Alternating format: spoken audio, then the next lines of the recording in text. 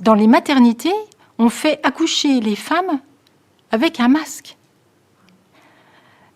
C'est l'effort le plus intense que nous n'aurons jamais à faire de toute notre vie, accoucher, mettre au monde notre bébé.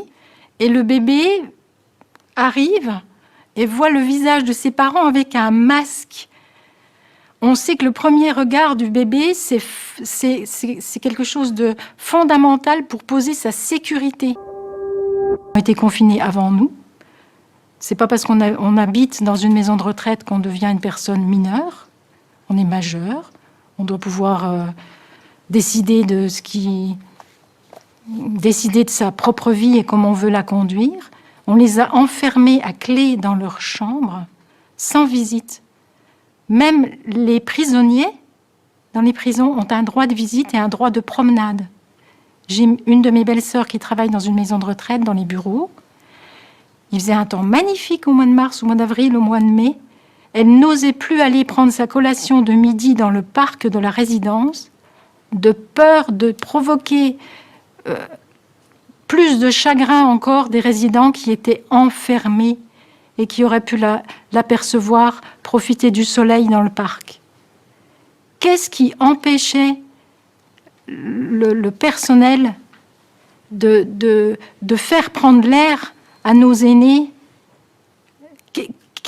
Quelle peut être la raison invoquée pour empêcher ça? D'être simplement humain avec les gens?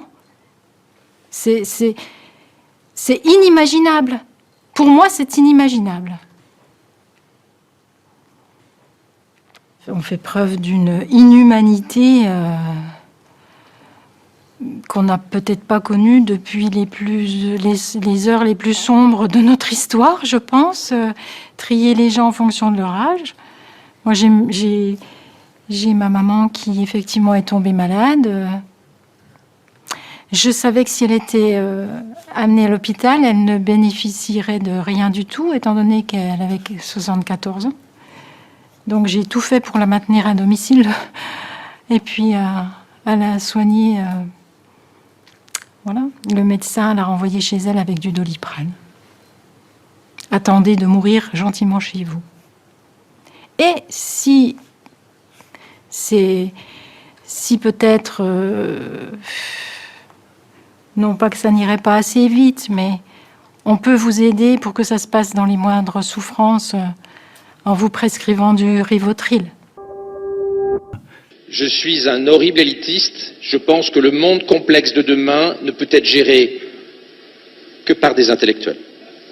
Vous, dans cette salle, vous allez vivre un âge d'or. Et nous devons créer une société inclusive et trouver le moyen d'éviter qu'il y ait un gigantesque gap.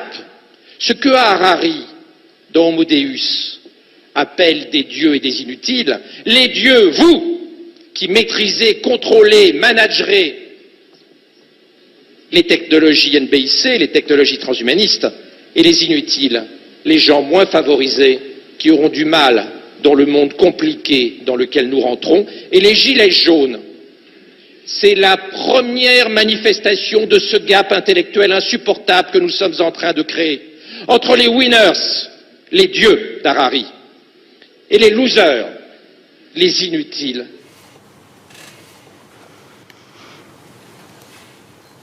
Mais c'est effrayant. Médecin. Médecin. Je pense que Hitler ne disait peut-être pas les choses aussi directement. Les dieux, c'est vous. Donc, il s'adresse à nos futurs dirigeants. Et les inutiles, c'est nous, quoi. Donc, ça veut dire que c'est eux qui vont concocter les programmes pour décider de la façon dont on doit vivre, dont on aura le droit de vivre, ou de disparaître, peut-être. C'est absolument effrayant. Et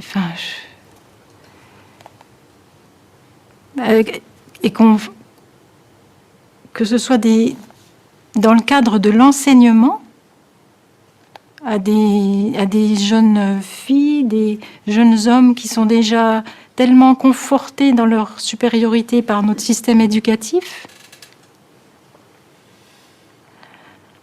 Il paraît qu'à l'Assemblée nationale, il y a une députée qui s'est fait surnommer Bac-2 parce qu'elle est simplement aide-soignante. C'est vous dire le mépris de notre classe dirigeante.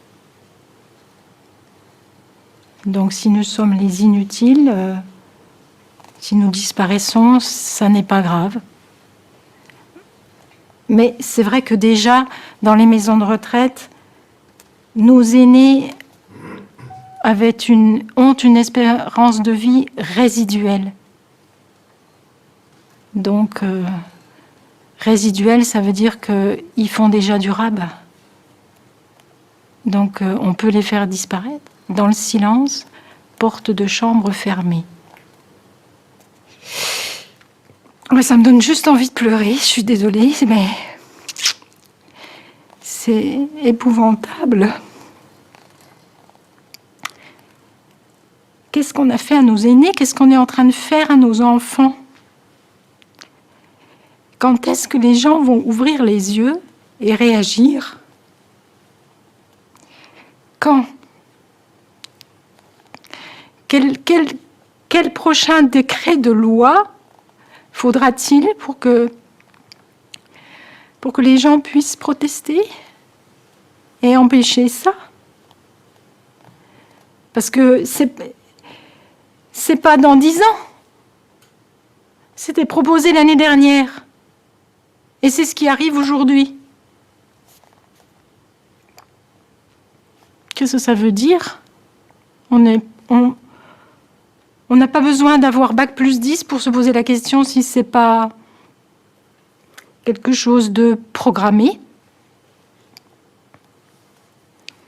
On a le droit de s'interroger, c'est notre devoir.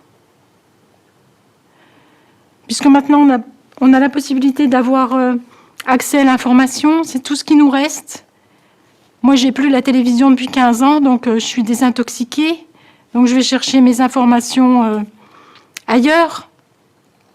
Tout le monde peut le faire. Tout le monde peut le faire. J'ai envie de dire aux gens, mais dans 10 ans ou dans 20 ans, est-ce que vous pourrez regarder vos enfants dans les yeux et leur dire que vous ne saviez pas? En 1945, c'était possible, bien que j'ai 2 grands-mères qui savaient parfaitement ce qu'on faisait des Juifs quand on les mettait dans des trains. Elles ne disposaient pas de l'information dont on peut disposer aujourd'hui. Donc nos enfants ne nous croiront pas. Et nos enfants seront en droit de nous poser la question pourquoi on ne les a pas défendus. Voilà, c'est tout ce que j'ai envie de dire parce que c'est abominable. C'est tout. C'est juste abominable. Pardon.